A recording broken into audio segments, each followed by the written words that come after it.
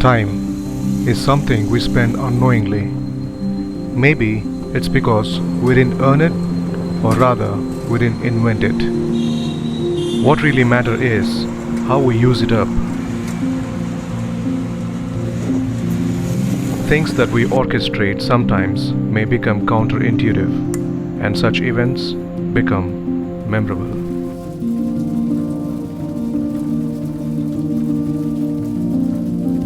When I decided to visit Pogila, my goal was to reach it, and it was this desire that made me less worried about the weather. I'll never forget the trip to Pogila because things did not go as anticipated. It rained entire day. My motorbike refused to start while I was in the middle of the jungle.